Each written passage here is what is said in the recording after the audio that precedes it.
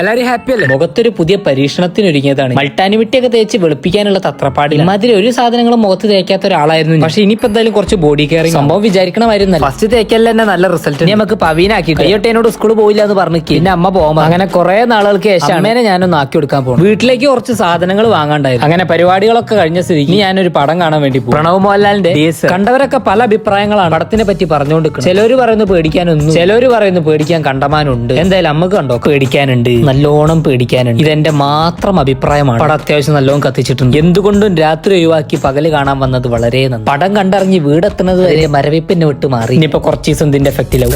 വിഷയം പടം കഴിച്ചമ്മോ, അടിപൊളി പടം. ഭൂതകാലം എങ്ങനെയാണോ അതിനോടൊപ്പം നിൽക്കുന്ന രീതിയിലാണ് എനിക്ക് തോന്നിയത് കേട്ടോ. ചില സീനുകളൊക്കെ ഉണ്ടല്ലോ, ചില സീനൊക്കെ ഞാൻ കണ്ടു തീർക്കാൻ പെട്ട പാടിക്കന്നെ അറിയുള്ളൂ. അപ്പൊ കണ്ടവരുണ്ടെങ്കിൽ എങ്ങനെയുണ്ട് നിങ്ങളൊന്ന് കമന്റ് ചെയ്യുക, നിങ്ങളെ അഭിപ്രായം. എനിക്ക് എന്തായാലും നല്ല ഇഷ്ടപ്പെട്ടു. ആ ഡയറക്ടറെ സമ്മതിക്കണം, മൂപ്പർക്കൊന്നും പ്രേതത്തിന്റെ ആവശ്യമില്ല ഒരു പ്രേതപടം എടുക്കാൻ.